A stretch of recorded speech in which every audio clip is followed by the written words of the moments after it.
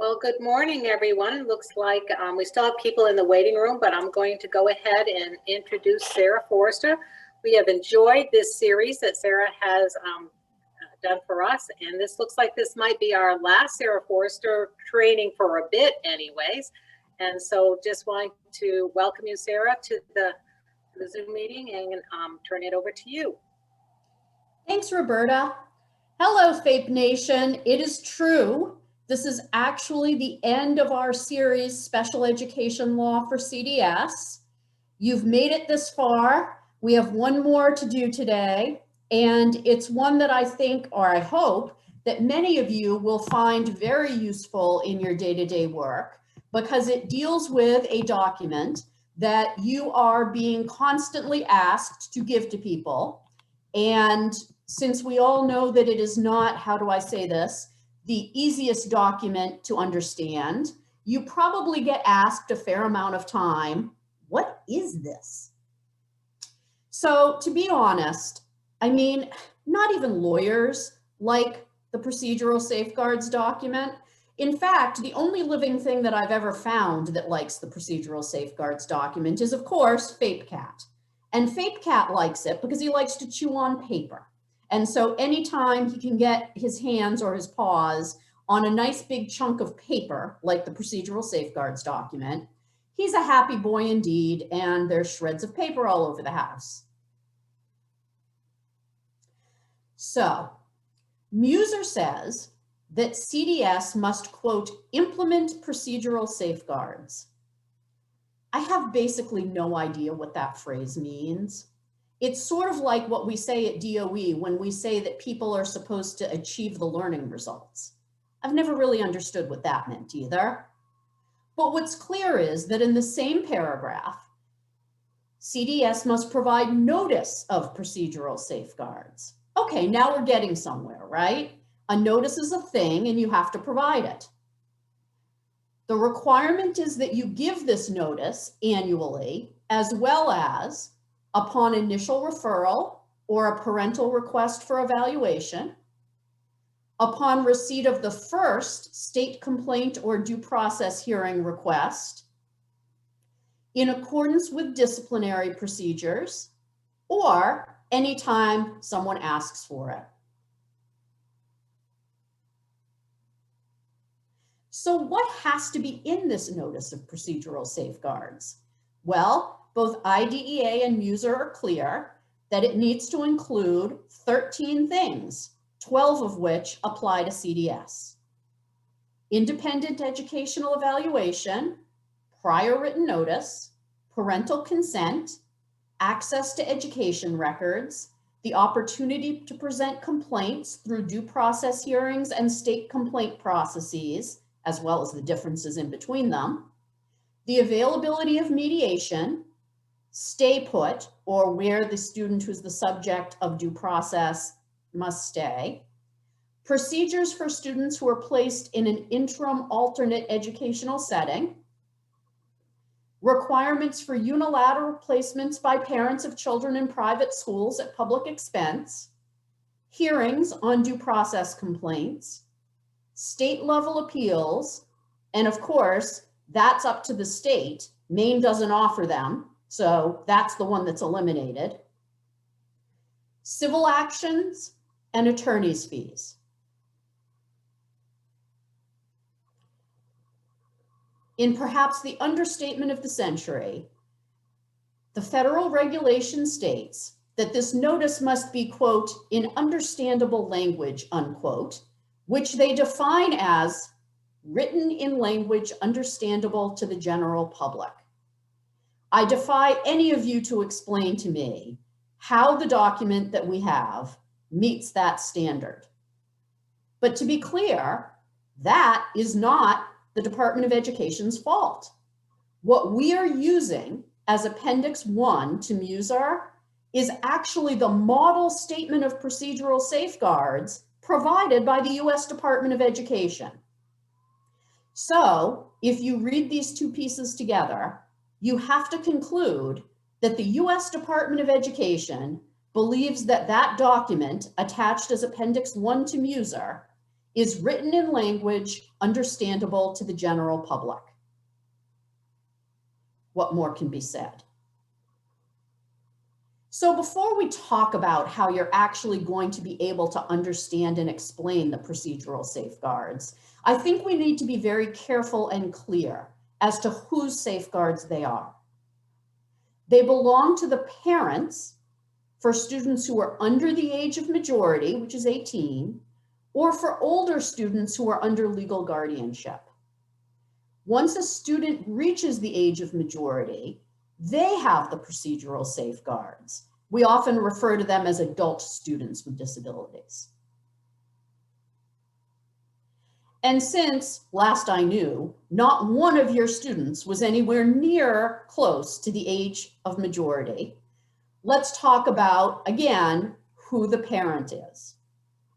The biological or adoptive parent, a foster parent, a guardian who is authorized to act as the child's parent or authorized to make educational decisions for the child, a person who acts in place of a biological or adoptive parent with whom the child lives, or an individual who is legally responsible for the child's welfare, a person who's been appointed by a court to act as the child's parent, and finally, a surrogate parent, where no parent can be located or identified, or when a child is in state custody. Remember, a representative of a public agency, and I'm talking about DHHS predominantly here, can never serve as the parent of a child with a disability. That's why we appoint surrogate parents for children who are in state custody. Also remember, it is entirely possible that there is more than one person that meets the definition of parent under this rule. And the default is that a biological or adoptive parent is always allowed to serve as the parent over any of these other people, unless their right to make educational decisions for their child has been removed. All right? So, how do you describe the procedural safeguards? Let me tell you a story. A number of years ago, I was playing pub trivia. And for those of you who haven't played pub trivia, think some weird version of Jeopardy combined with like beer and your local pub, right? So you're a member of a team and you're like answering trivia questions. And the question was, what percentage of adult Americans can recite the Miranda warnings? It turns out the correct answer was greater than 70%. Okay, total light bulb moment for me. Think about it right here in your mind. You know what the Miranda warnings are, right? You have the right to remain silent. Everything you say can and will be used against you in a court of law. You have the right to an attorney. If you cannot afford an attorney will be provided for you. Everybody knows this. And oddly enough, or not so oddly enough, certainly more than 70% of the adults in the United States have not had run-ins with the police where they needed to be Mirandized. So we know it somehow, and it sticks somehow. This has led me to think about how many things we can explain to people in the same way that Miranda is explained. In other words, instead of trying to explain to parents of children with a disability the 450 sections of the procedural safeguards notice, what if we could put them into essentially 4 major rights groups? So that's what I've tried to do. The Miranda approach to the procedural safeguards. You have the right to be an informed participant in the educational discussions and decision-making about your child. You have the right to give or withhold informed consent before an evaluation or special education and related services are provided to your child. You have both the right to access and to control the distribution of your child's educational records and the personally identifiable information in them. And finally, you have the right to contest decisions made by CDS through dispute resolution processes. Hopefully, over the next few minutes, I'll be able to show you that every single piece of that god-awful long document of procedural safeguards fits into one of these 4 basic right categories. Informed participant. The procedural safeguards require that they explain written notice. And what is written notice? It's the prior written notice of a proposal or refusal regarding the identification, evaluation, placement, or provision of FAPE. What has to be included in written notice? An explanation of what's the action, a description of the basis, the why you're either going to take or refuse to take the action, every evaluation, procedure, assessment, report, or record that you used in deciding whether or not to take the action, other options that are being considered or rejected, the procedural safeguards and where to get the procedural safeguards. It's like a self-fulfilling prophecy, right? In Maine, a summary of the comments of the parents is required to be part of written notice. And also in Maine, the names and titles of each member of the IEP team that was on hand for these discussions must be included. So instead of saying the procedural safeguards mean written notice, the procedural safeguards ensure informed participation by ensuring written notice. Written notice is the vehicle. The right is to be an informed participant. Let's remember, written notice has to be in understandable language, and I beg of you, please do not use the definition of understandable language that US DOE applies to the procedural safeguards. What is it? Be better? It needs to be in the family's native language or mode of communication. And the regulation specifies that a written notice and the notice of procedural safeguards can be given to parents by electronic mail if it's offered by the SAU and the parent agrees or chooses to receive things through electronic mail. Right number 2, the right to give or withhold consent. As you all know, that ability depends on what the thing is that we're talking about. Let's start with initial evaluation.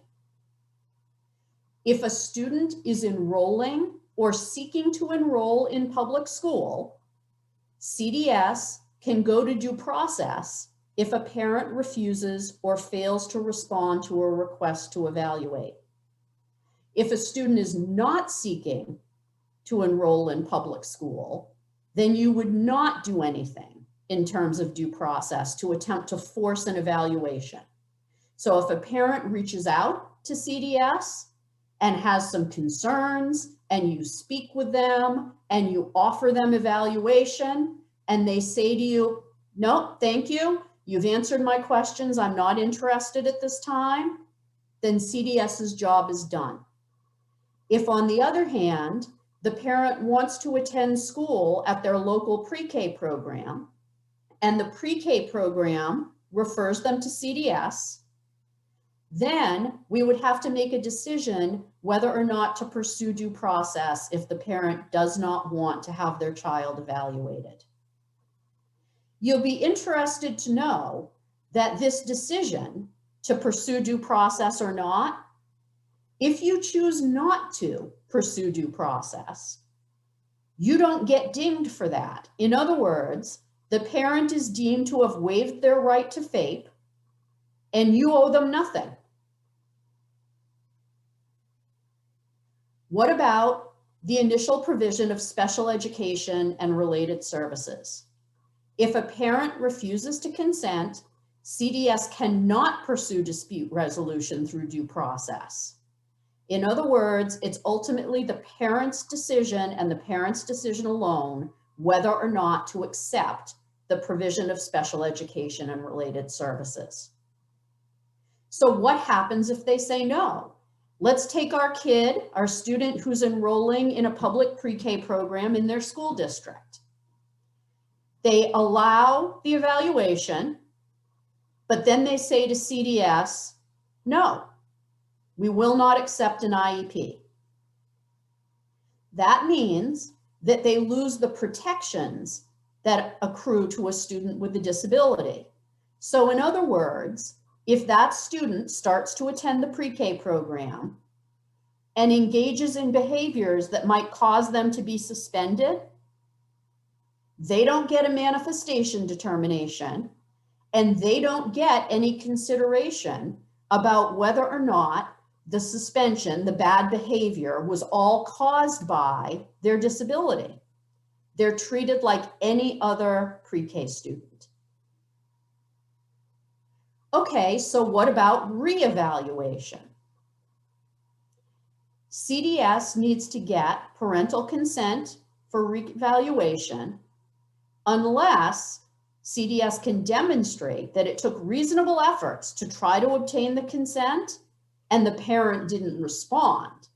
So no means no, but if there's a non-response to reevaluation and you've documented your efforts to get consent, then you can go ahead and reevaluate.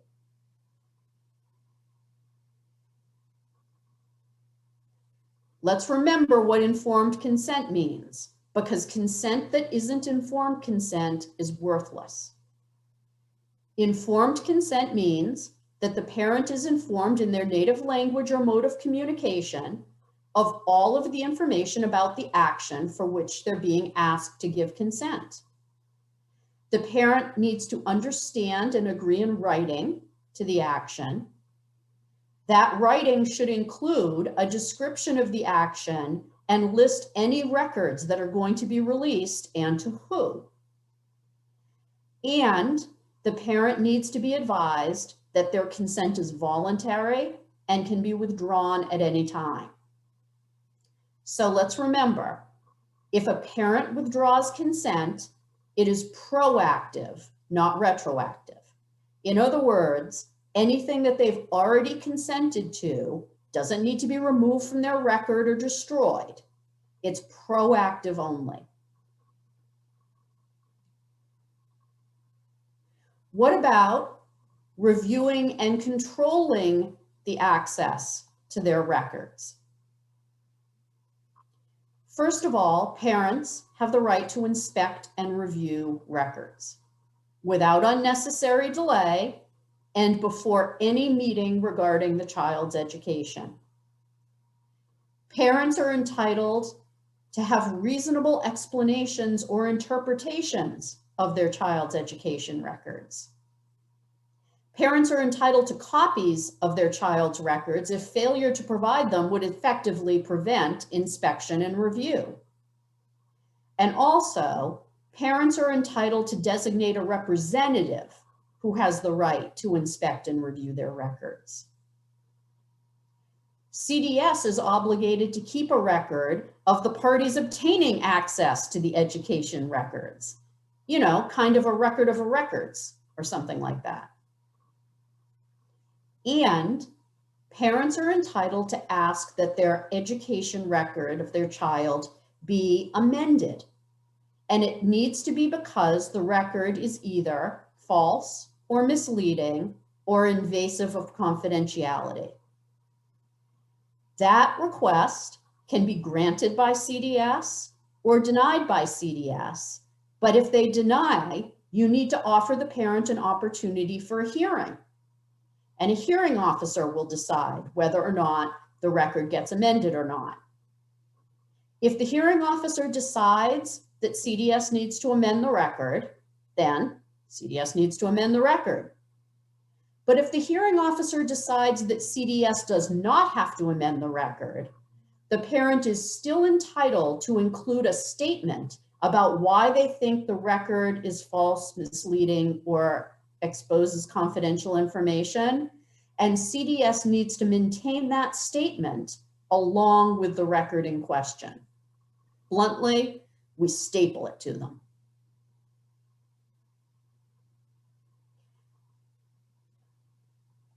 FAPEcat is an important consideration here. Personally identifiable information that's contained in education records and authorized to be disclosed without parental consent by FAPEcat is okay for disclosure. If it is not authorized to be disclosed without parental consent by FAPEcat, personally identifiable information cannot be disclosed to parties other than officials of the participating agency without parental consent. What does that mean? That means that CDS and its personnel are always able to access information. People who are not CDS and its personnel can only access information with either parental consent or under one of the exceptions contained in FAPEcat. And you'll remember a few weeks ago, we talked about FAPEcat and how the main exceptions that pertain to kids in CDS are things like the ability to share information with the federal and state government in order to show compliance with Part B 619, in a health or safety emergency, like one of the infamous biting incidents, and with a program or school where a student seeks or intends to enroll. In other words, students who are leaving CDS to go to public school cannot prevent CDS from sharing with the public school their education records.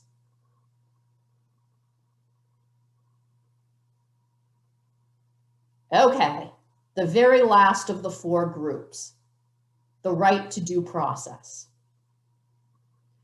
There are three types of due process, all of which do different things: mediation, a state complaint investigation, and a due process hearing.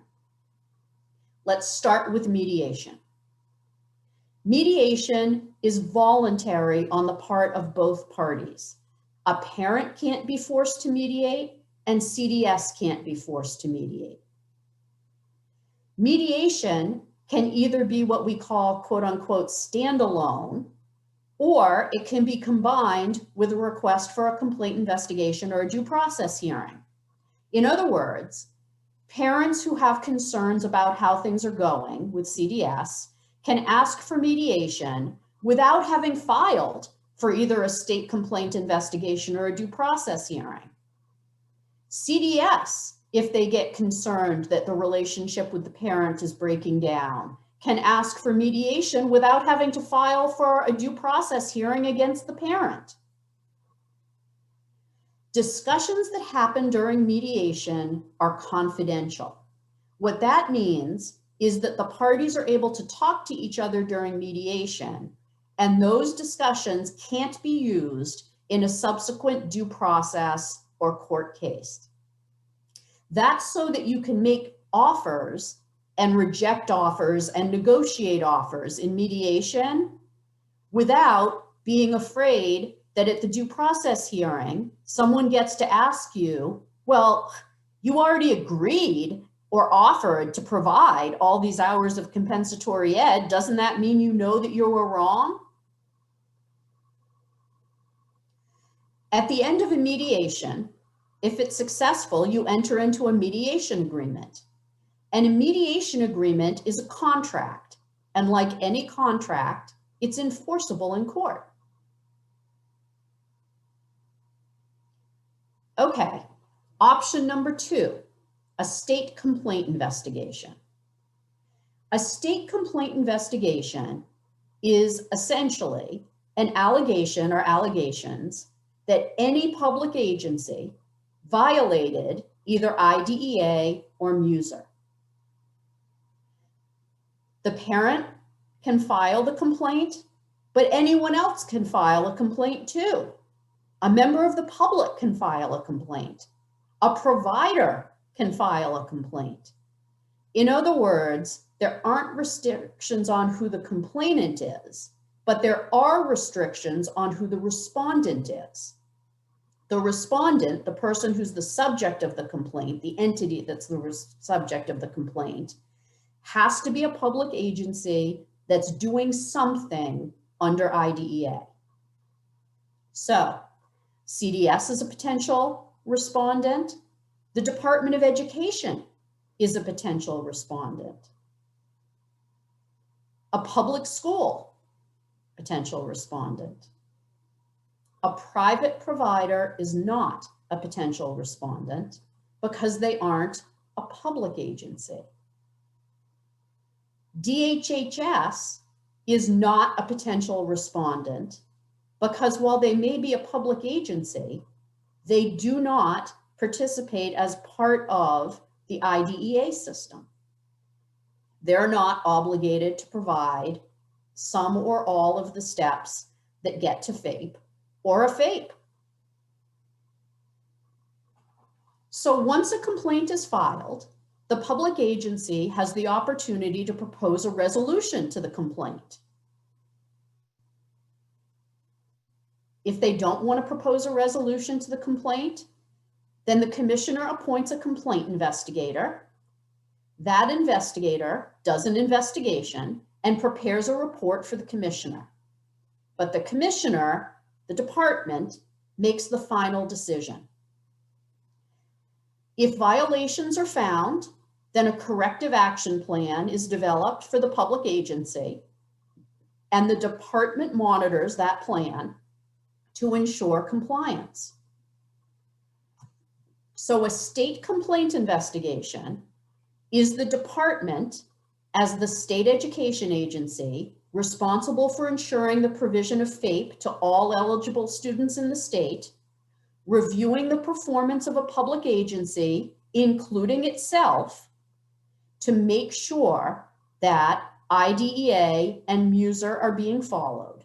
And if they aren't, the state has the obligation to put a corrective action plan in place to make that happen. This is a compliance investigation. The department has 60 days from the date the complaint is filed to resolve it, unless either the parties to it agree to a longer time, or the department determines that there are unusual circumstances that would cause it to take longer to resolve. The complaint is supposed to be about a violation that occurred within 1 year. However, Maine's rule allows for up to 2 years of time if the complainant is seeking compensatory education and the department determines that a 2-year look back is warranted. If the same allegations are part of a complaint and part of a due process hearing, the state complaint is set aside until the due process hearing is over, and then the hearing decision is binding on any of the issues raised in the state complaint investigation. So let's be clear. A party can ask for a state complaint investigation, and if they're dissatisfied with the department's response, they can ask for a due process hearing on the same issue. But if they've asked for a due process hearing, they can't then ask for a state complaint investigation because the due process hearing decision is binding. So let's compare a state complaint investigation with the third option, a due process hearing. A due process hearing is limited to claims relating to the identification, evaluation, placement, or provision of FAPE. Complaint investigation, any part of IDEA, anything. When you look at these 4 categories, they should be very familiar to you, because if you look back, and I'm not going to screw the presentation up by trying to go backwards, those are also the 4 categories that are the subject of prior written notice. In other words, the same things that parents are entitled to prior written notice of, they can ask for a due process hearing about. The parties to a due process hearing are limited to parents and school units. Unlike a complaint investigation, when anyone can allege that any public agency is violating IDEA, a due process hearing is only about parents and school units.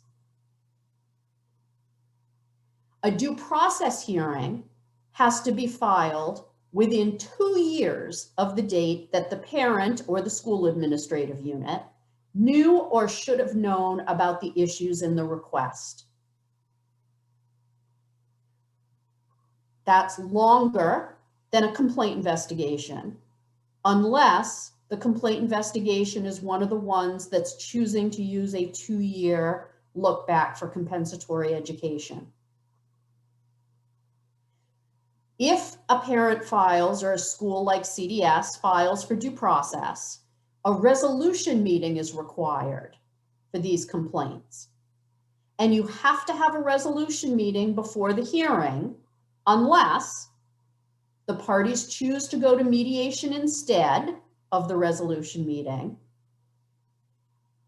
or essentially they start working toward resolution, but it times out. In other words, after 30 days, the resolution period is over and we move to a hearing.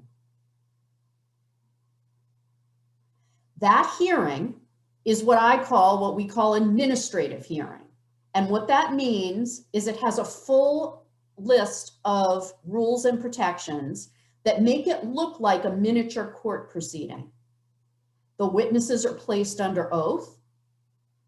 You have evidence that gets presented for admission, and the rule says that you have to have provided it to the other side 5 days prior. Both parties have the right to examine and cross-examine witnesses, and both parties have the right to be represented by counsel. This hearing has to take place within 45 days of the end of the resolution period. It's before an impartial hearing officer. The commissioner appoints the hearing officers from a roster that we keep at the department, but the commissioner has no say over the hearing officer's final decision. The hearing officer's decisions can be appealed to either federal or state court. Parties have 90 days from receiving the hearing officer's decision to file their appeal. This is unlike a complaint investigation. A complaint investigation has no appeal to court. Once the commissioner has decided it, it's over. However, you can file a state complaint alleging that someone failed to comply with a due process hearing decision.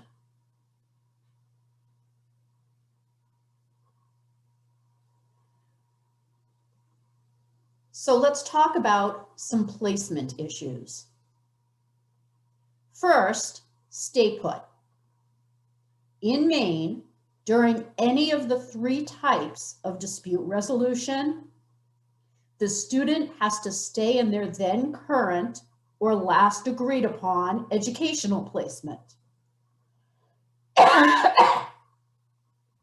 If the student has been removed from their educational placement because of a discipline issue, you must hold a manifestation determination. In other words, you cannot simply remove a student for more than 10 days from their placement because of a discipline issue without having this determination. If it's determined that whatever the conduct was a manifestation of the student's disability, then they cannot be punished, cannot be disciplined for that conduct. While I have never seen it happen with a 3 to 5-year-old with a disability, there is the option of putting a student in an interim alternative educational setting. The reason that I have never seen it used for a preschool child with a disability is that in order to do that, the child needs to have had an infraction that involves drugs, as in bringing them and selling them, weapons, or severe bodily injury to another human. I know you know better than I do how almost impossible it would be to charge or to argue that a preschool child with a disability should be removed from their setting to an interim alternate educational setting because of severe bodily harm to a human. Last placement issue, unilateral parental placements. Parents have the right to remove their child from the placement that CDS has selected. The child must have previously received special education, and the parent must notify CDS at either the most recent IEP team meeting or 10 business days before they remove the child. This is a precursor to them demanding that CDS pay for the placement that they've chosen. Which brings us to remedies. In a due process hearing, you don't get damages. In other words, it's not like a typical court case where the loser has to pay if they're found to have done something to the winner. The first remedy that's available under due process is tuition reimbursement. That's the cost of the unilateral parental placement when a public agency has failed to provide a FAPE in the least restrictive environment. So if a parent does what I just described, which is they remove their child from special education and notify CDS of their intention to make a unilateral parental placement, what the law says about this is a parent who unilaterally places risks footing the bill. In other words, they're going to have to prove that the public agency failed to provide a FAPE in the LRE. They have to demonstrate that the private school that they selected provided what they allege was lacking in the public school placement.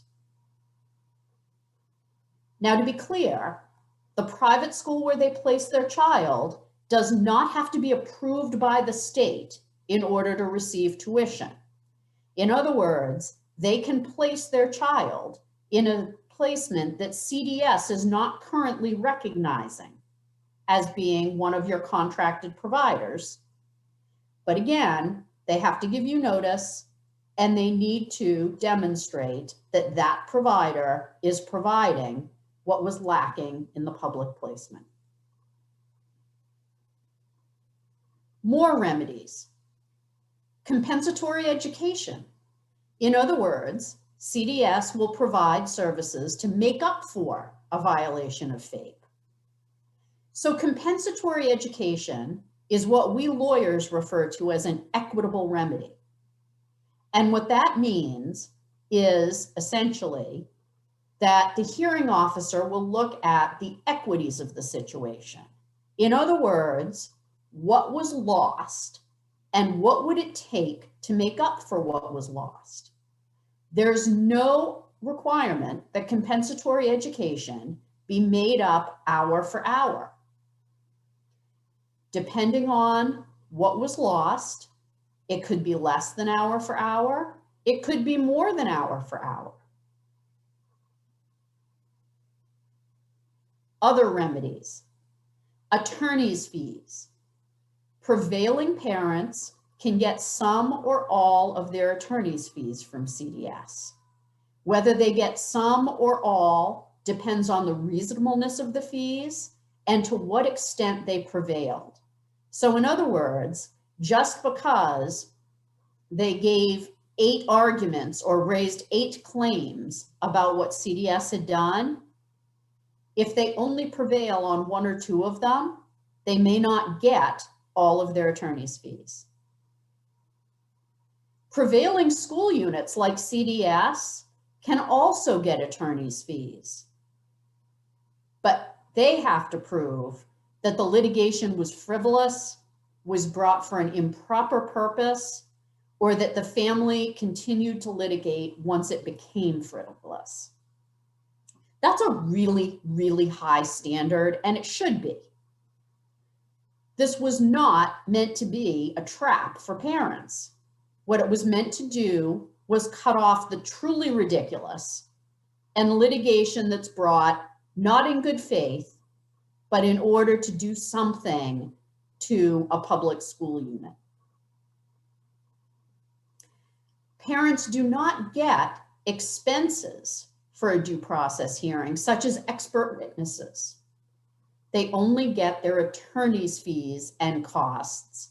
And trust me when I say that the costs aren't their actual costs for other things. There are a few things that are specifically outlined by lawyers as what constitutes costs. Okay, so I've just shown you how 11 of the 12 procedural safeguards that are required to be in your notice fit into one of those 4 categories. Unfortunately, there's a misfit. 11 of them fit, but this one doesn't. The independent educational evaluation. In order to claim an individual educational evaluation, there must have been a public evaluation. The parent needs to request an independent educational evaluation. And then within 30 days, CDS can either agree to pay for the IEE or seek due process to determine that their evaluation was appropriate. And if CDS decides to agree to the IEE, the evaluation must be conducted under the same terms, same types of locations, same qualifications of the evaluator as a public evaluation would be. I remember when I was learning to quilt many years ago, someone told me that all good quilters have an imperfection in their quilt. And apparently, this goes back like many, many, many decades and hundreds of years to the concept that it was sinful to believe that what you could create was perfect. And so a deliberate imperfection was put into every one.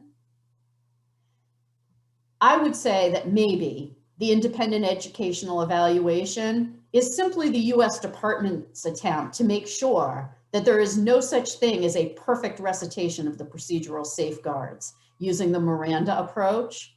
And I'm willing to accept that, because while I was in no way, shape, or form successful as a quilter, I think I do a little better as a special education attorney. So we'll just take this as the one misfit. All right, shockingly, we have actually made it through the procedural safeguards. But before FAPEcat gets to do his thing, I want to remind people that there are some folks on this call who may be on this call because they serve students under Part C, not Part B.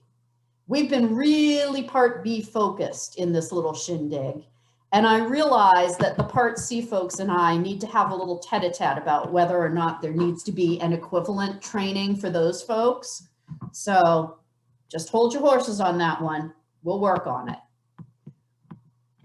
Maine uses the Part B procedural safeguards for Part C.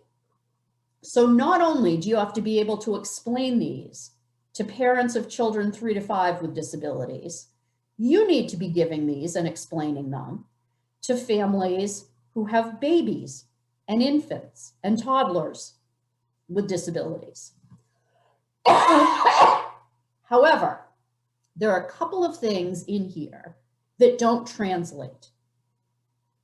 There is no independent educational evaluation in Part C. Attorney's fees are not available in disputes over Part C. And as you've probably figured out, given that Part C takes place in a natural environment, many of the issues about change of placement don't apply to Part C. But the meat and potatoes of these procedural safeguards apply to the Part C students in the same ways they apply to the Part B students. So anyway, I see that there are questions. I'll let Roberta or someone else help me figure out how to address those questions. But yes, you finished. We have made it through. So there looks like there is one question. Aren't we having a C to B training next week, or was that discussion a while ago? I don't think we have a Part C to Part B training scheduled at this point.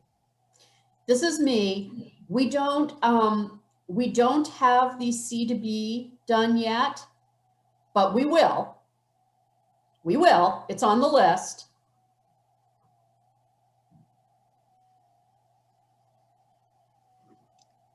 So that was a very informative and very clear presentation, obviously, because no one has any questions. So that's fantastic. Either that or they're like, dear Lord, I'm going to scare these parents to death because I'm going to be talking to them as if they're criminal defendants getting Miranda warnings. Yes. Here's your 4 rights. I don't know. I mean, I'd be interested to hear what everyone's reaction is to that.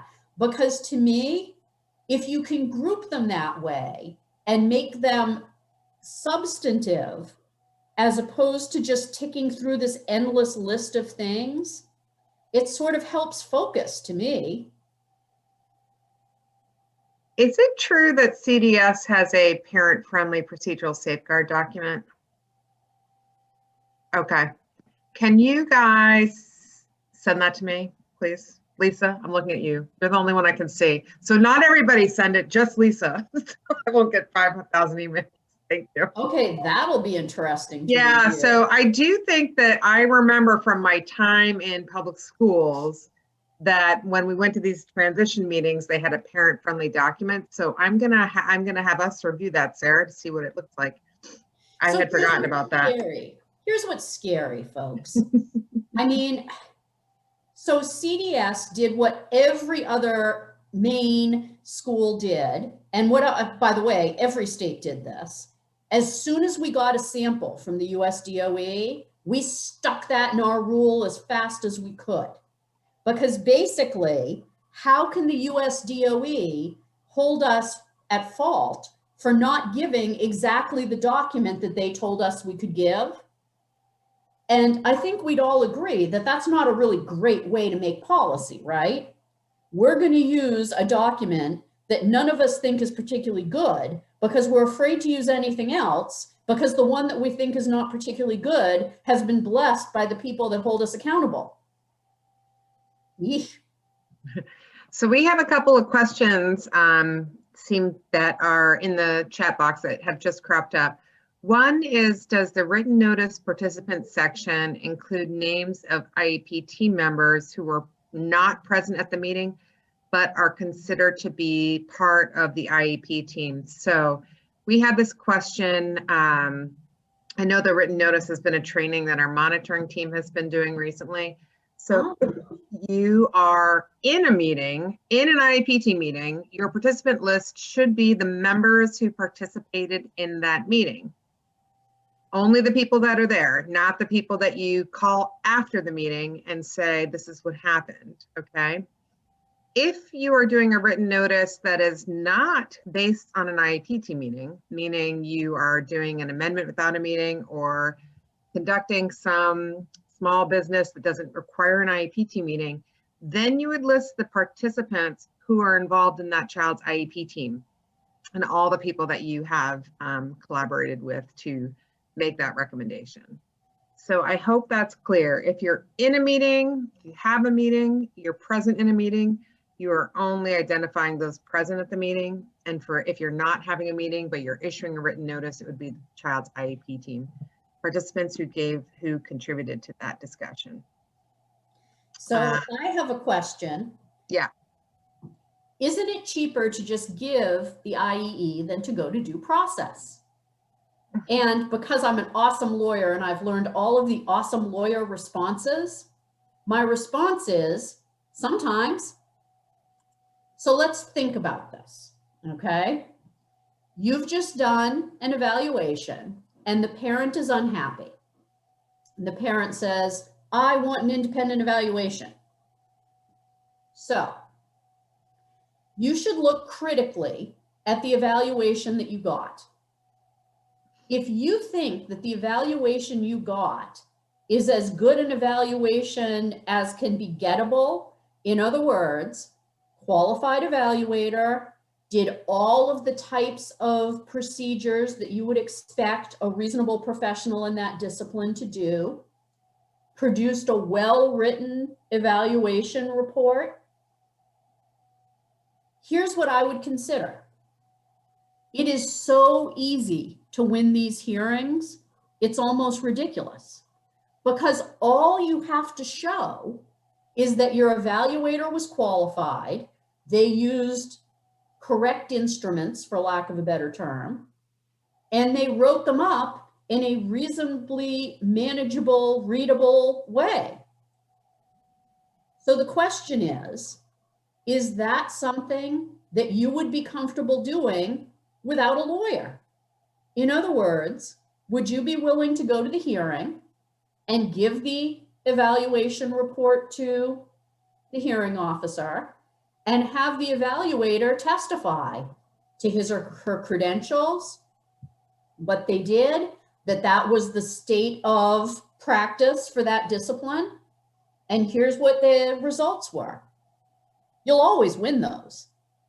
But it's stressful. I'm sure that for people not named me on this call, the idea of going to due process hearing and dealing with the administrative hearing officer is probably not what you want to do on Monday morning. But really, that's the question. If you already have a really good evaluation, do you want to pay for a second one?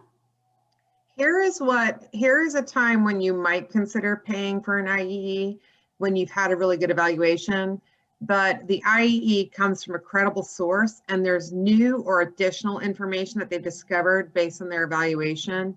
That's when you would want to consider paying for an IEE. If the IEE is completely the same results, you might consider not paying for the IEE. So it's always an analysis of how much you want to, take that. There's a lot of special ed directors who will go to due process on those without attorneys because they haven't produced a result that's different from the result that you've gotten. And so just wanting you to pay for that isn't a good choice for you, and you would likely win in a hearing. So the other thing to consider is whether or not you see this as what I prefer to call the beginning of a relationship. In other words, sometimes you need to set the tone of a relationship. And you need to decide, and this is hard because these may be people that you haven't worked with for long yet, whether or not everything is going to be a tussle. And so you simply need to go to hearing and have the hearing officer tell the parent what you are not going to be able to persuade them of in an attempt to set a different tone. I realize it's a delicate area, but I've watched CDS go beyond the pale, helping parents, accommodating parents, working through all of these issues only to find themselves on the other end of due process. if you have questions, site directors, I would imagine that a IEE would go to a site director. Please certainly review that with us as a team. We can help navigate that.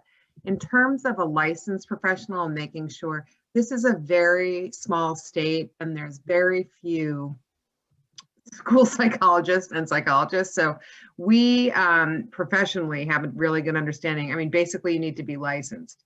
And there's certainly evaluations that many of us have received from people who are licensed, but we know they're not very good quality.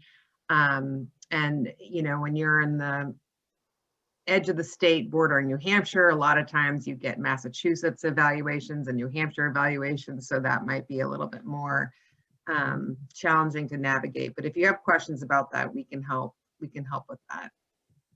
Having myself had a plethora of requests for IEEs, I have a lot of experience with those. Let's see if there's any other questions. There's a good question.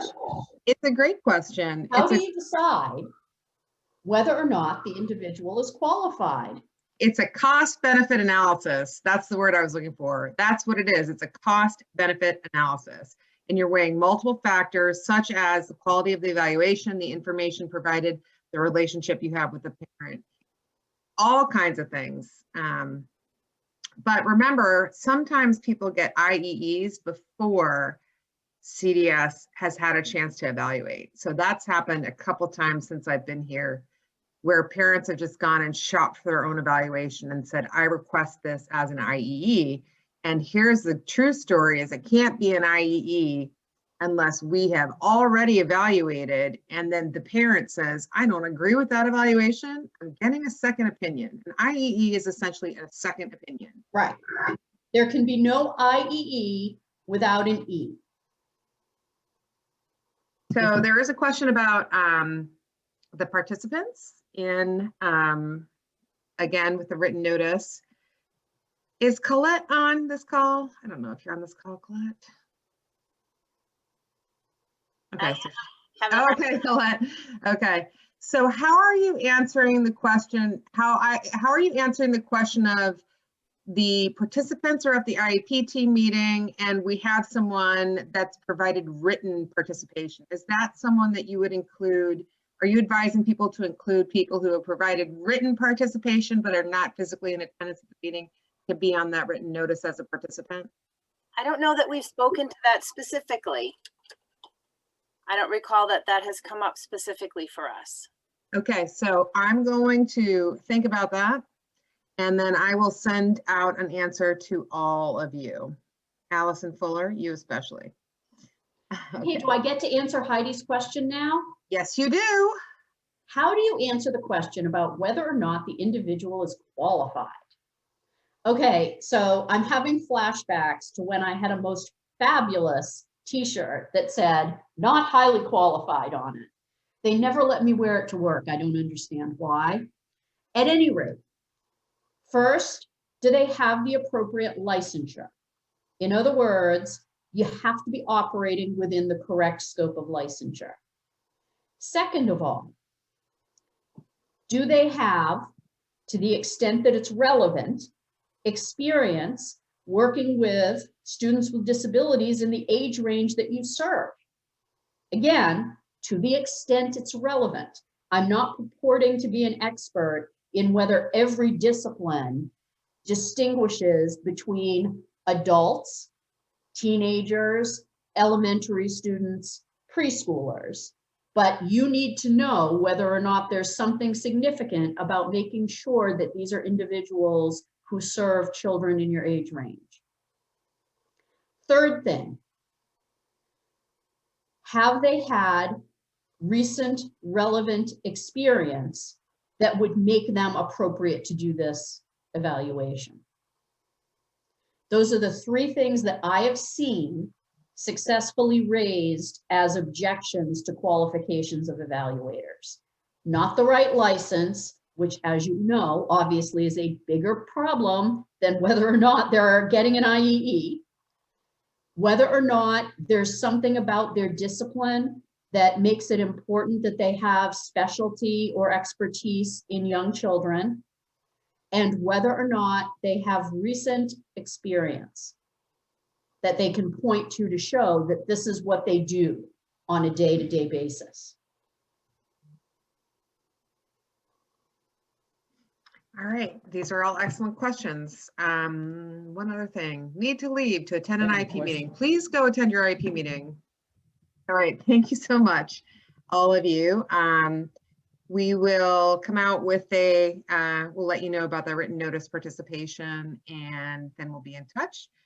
And A I'm Survey sure, Monkey, yeah, a Survey Monkey link will be coming out later this week for you to participate in and get your certificate of contact hours.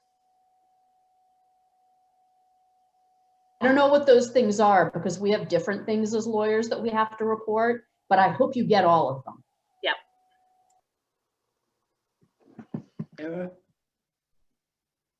the last code. It's at Is the it- end of the thing.